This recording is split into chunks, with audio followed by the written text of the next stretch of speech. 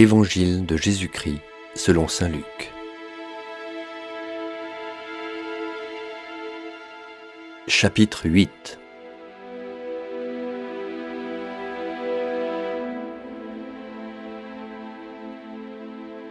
Ensuite il arriva que Jésus, passant à travers villes et villages, proclamait et annonçait la bonne nouvelle du règne de Dieu. Les 12 l'accompagnaient, ainsi que des femmes qui avaient été guéries de maladies et d'esprits mauvais. Marie, appelée Madeleine, de laquelle étaient sortis 7 démons. Jeanne, femme de Couza, intendant d'Hérode, Suzanne et beaucoup d'autres qui les servaient en prenant sur leurs ressources. Comme une grande foule se rassemblait et que de chaque ville on venait vers Jésus, il dit dans une parabole : Le semeur sortit pour semer la semence. Et comme il semait, il en tomba au bord du chemin. Les passants la piétinèrent, et les oiseaux du ciel mangèrent tout. Il en tomba aussi dans les pierres. Elle poussa, et elle sécha parce qu'elle n'avait pas d'humidité. Il en tomba aussi au milieu des ronces, et les ronces, en poussant avec elle, l'étouffèrent. Il en tomba enfin dans la bonne terre, elle poussa, et elle donna du fruit au centuple. Disant cela, il éleva la voix. Celui qui a des oreilles pour entendre, qu'il entende. Ses disciples lui demandaient ce que signifiait cette parabole.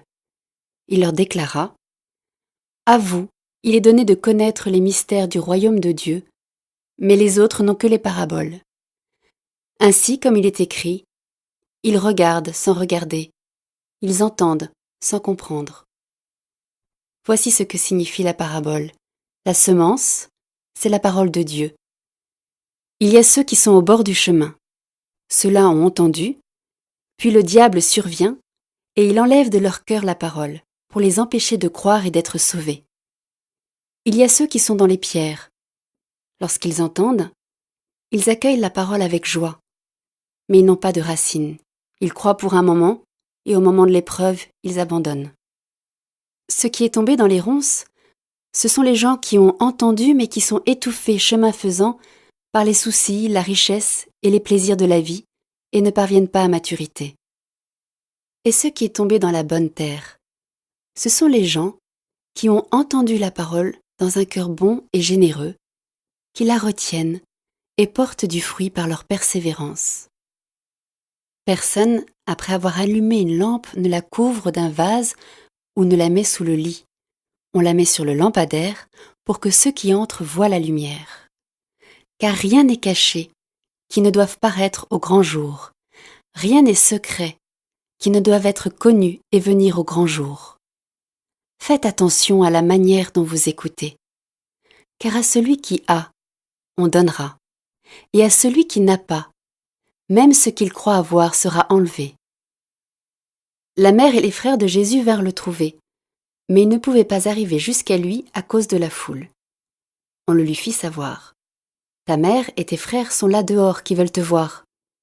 Il leur répondit : Ma mère et mes frères sont ceux qui écoutent la parole de Dieu et la mettent en pratique.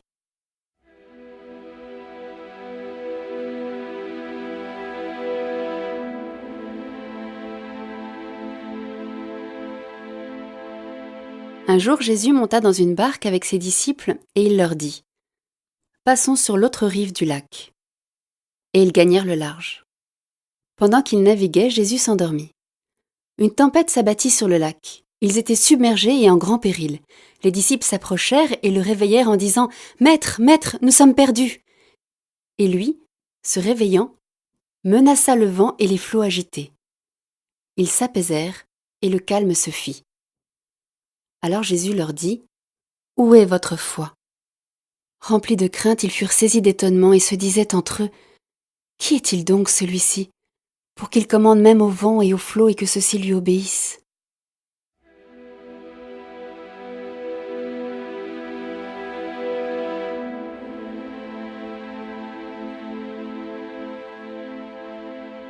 Ils abordèrent au pays des Géraséniens qui est en face de la Galilée.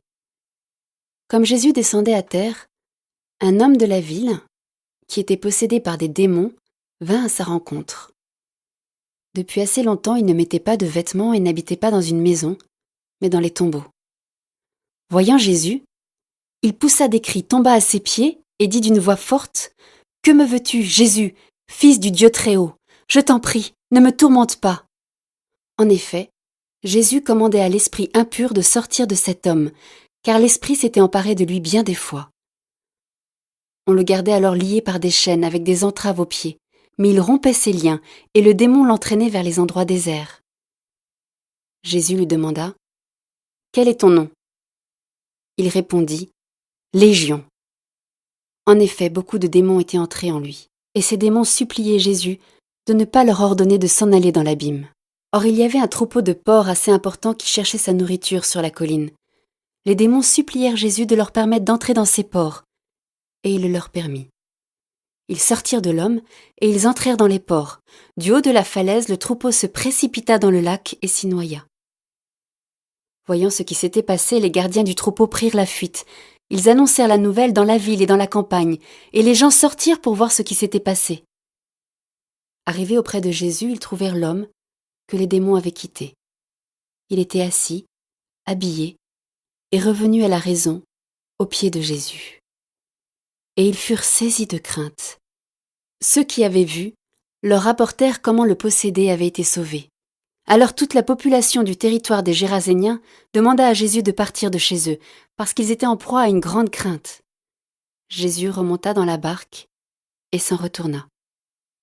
L'homme que les démons avaient quitté lui demandait de pouvoir être avec lui. Mais Jésus le renvoya en disant « Retourne chez toi et raconte tout ce que Dieu a fait pour toi. » Alors cet homme partit proclamer dans la ville entière tout ce que Jésus avait fait pour lui.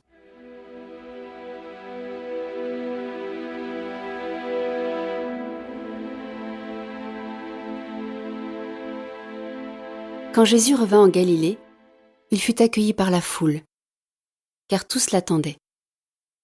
Et voici qu'arriva un homme du nom de Jaïr. C'était le chef de la synagogue. Tombant aux pieds de Jésus, il le suppliait de venir dans sa maison, parce qu'il avait une fille unique d'environ 12 ans qui se mourait. Et tandis que Jésus s'y rendait, les foules le pressaient au point de l'étouffer. Or, une femme qui avait des pertes de sang depuis 12 ans, et qui avait dépensé tous ses biens chez les médecins sans que personne n'ait pu la guérir, s'approcha de lui par derrière et toucha la frange de son vêtement. À l'instant même, sa perte de sang s'arrêta. Mais Jésus dit « Qui m'a touché ?» Comme ils s'en défendaient tous, Pierre lui dit « Maître, les foules te bousculent et t'écrasent. » Mais Jésus reprit « Quelqu'un m'a touché, car j'ai reconnu qu'une force était sortie de moi. » La femme, se voyant découverte, vint toute tremblante se jeter à ses pieds. Elle raconta devant tout le peuple pourquoi elle l'avait touchée et comment elle avait été guérie à l'instant même. Jésus lui dit « Ma fille, ta foi t'a sauvée.